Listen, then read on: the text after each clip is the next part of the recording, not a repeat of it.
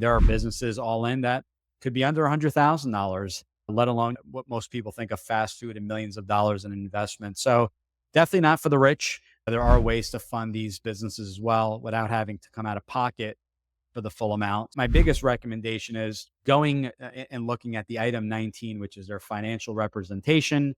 They all read a little bit differently, but also talking to franchisees and asking them ideally what they can make, maybe as a part-time owner or as a full-time owner. What Welcome to the Franchise Freedom Podcast, where you can escape the corporate trap through franchise ownership. Here's your host, Giuseppe Grammatico, the Franchise Guide. Welcome to the Franchise Freedom Podcast. I'm your host, Giuseppe Grammatico, your franchise guide. Thanks for joining us today. Today is one of my favorite types of episodes because we are going to bust some myths today. So we're going to bust the top 5 franchise myths that I get on a daily basis. And there are plenty more than 5, but we're going to go with the most recent 5. And then we'll just continue with the series down the road with some additional installments of myths that we get on a daily basis, which is totally fine. This is just really to explain where this is coming from and just to provide a little bit of clarity. So excited to bust the myths today. So number 1 in the 5 parts or the 5 franchise myths are franchises have to be offered in all states. So what happens is a franchisor, right? They really are deciding how they want to go about expanding. So once a business becomes a franchisor, a franchise, they'll get the FDD created, the policies, procedures, operating the manual and procedures and things like that. They'll decide how they want to expand.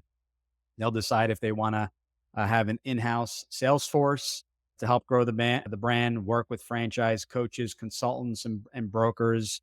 If they want to stay regional, there are brands that maybe will stay in the Northeast or along the East Coast or the West Coast to try out the brand and prove the markets and the business models before they expand across the country. So just because there is a franchise doesn't mean it's going to be available in all 50 states. The other aspect is some of the more newer brands, the emerging brands, what we call, they may not file in the 13 registration states that exist in the US. Registration states, simply put, there are additional requirements in the FDD, certain language in areas that they have attached there.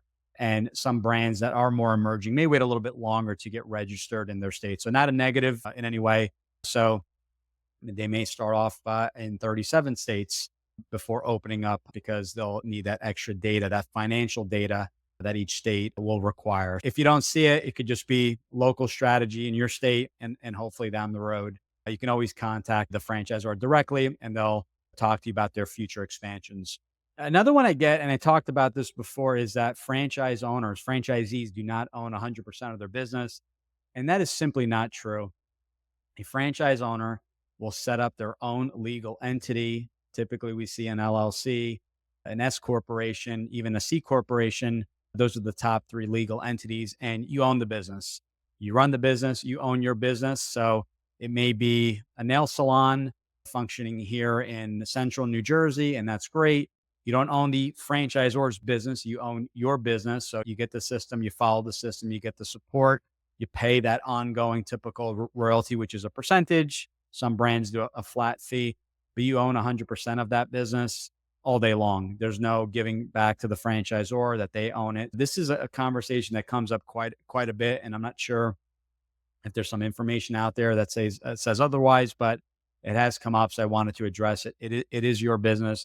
You were able to grow the business. You were able to sell the business. If there's a 10-year agreement, you are able to sell the business prior to 10 years. You don't have to be in the franchise itself for 10 years. Just contact the franchisor, read your FDD as far as best ways to go out and sell that business so that everyone's on the same page. All franchisees can be run semi-absentee as long as they have the money. That is actually a myth as well. I talked about this in a previous episode. The franchisor will have their franchise avatar, who is their ideal candidate, their ideal person for this business, the person that has the sales background, the person that has certain financials, the person that has management experience, because there are a lot of employees involved in the business. So each franchise has different requirements. And part of those requirements are, in many cases, that you need to be full-time the first 6 months to up to a year to get the business up and running, learn the business before removing yourself from the business.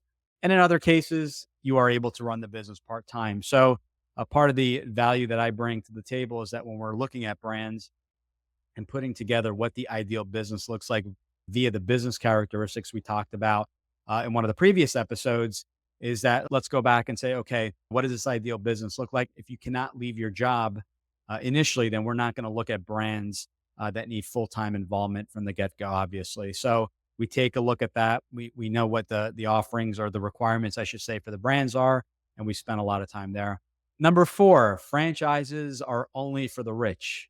So this one is based off of a lot of people think that it is all fast food, big buildings, equipment, dozens and dozens of employees, standalone buildings, and things like that. There are definitely franchises that fall in that space, and there are plenty of other brands, believe it or not, that could be run from home. Your customers may not be coming to your home, but it may be a coaching business where you physically get in the car that you probably already have and use a phone you probably already have, as well as a laptop, and go to a business and offer coaching. You may offer executive recruiting for a business, or even expense reduction, keeping the investment. There are businesses all in that could be under $100,000, let alone what most people think of fast food and millions of dollars in investment. So definitely not for the rich. When each franchisor gives you their FDD, they'll give you an item 7, which is an itemized list of kind of the investment from a low to high end, breaking it down from marketing, working capital that you should have, to travel, to training, and the list goes on. So you'll get to take a look at that list. How much staff will you have? Will you have a general manager so you can put together your own pro forma? But it's definitely not for the rich. And even in the case of 100,000, which I completely understand is a lot of money. It's a lot of money for a lot of people, including myself. There are different ways of funding this, and there are ways of using retirement assets or even an SBA. So if you don't want to use all of your money up front, maybe put up 20, 30%. There are ways to fund these businesses as well without having to come out of pocket for the full amount. So not just for the rich. I always say, if uncertain, anyone I work with, I refer them to a funding company to do a complete analysis.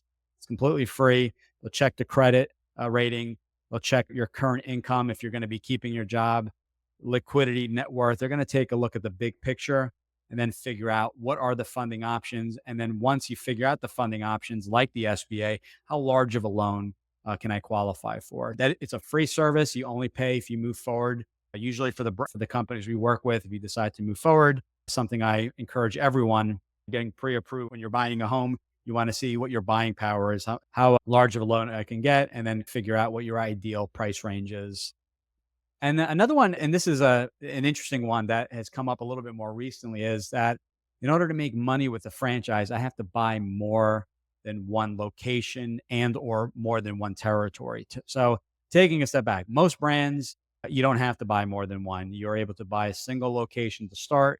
You're able to buy one territory to start. There are a handful of brands that do require a little bit bigger of a commitment, where maybe two more locations or territories. To make money, everyone's has different goals and opinions on why they're doing this. So my biggest recommendation is going and looking at the item 19, which is their financial representation. They all read a little bit differently, but also talking to franchisees and asking them ideally what they can make, maybe as a part-time owner or as a full-time owner, what they can make per territory or per location. So we'll just use a basic example. If the average territory across the board is making 100,000 in the territory, then and your goal is to make 300,000. Do you look at 2 or 3 territories? Once you're looking at more territories, you have to look at what is the total investment if I'm buying more than one. Well, in a service-based business, if you buy a second territory, you're paying a discounted franchise fee, so your investment won't double. But on a physical location, your investment is pretty much going to be similar from location. You get maybe a discount in the franchise fee, or maybe there's negotiation if you're dealing with the same landlord or property manager. But really looking at it and saying, okay, maybe you're okay with that amount of money, or that franchisor offers multiple revenue streams. There are brands that offer one thing, one service offering, and there are others that will utilize their services to be able to apply throughout the home, whether it be a coatings business that's able to restore your siding, but they're also able to restore kitchen cabinets as well as your roof. So there are different revenue streams. So what does that mean for the franchisee? They're able to upsell their existing customers by coming back into the home saying, you had a great experience with the siding. Why not have us take care of your roofing? So these are some great things to think about. And ultimately, so you may need to buy more than one territory or location, but do the due diligence, look at the item 19 and speak with franchise owners to get the complete picture and figuring out exactly what that overall investment is. In some cases, you'd be surprised. You may be able to pick up 2 or 3 territories of a service-based brand and still be less than a single brick and mortar location. So make sure you compare apples to apples and gather all that info. Guys, that's all the time we have for today. Thanks for joining us. Top 5 franchise myths that I've been receiving recently. I'll definitely be adding to these as I have conversations on a daily basis. Interested in your comments, any additional questions, and looking forward to you joining us on the next show. Take care, everyone. Thanks for tuning in. If you want to learn how to make the transition from corporate to owning your franchise, join Giuseppe on the next episode. You can also follow on all social media platforms and achieve financial and time freedom today.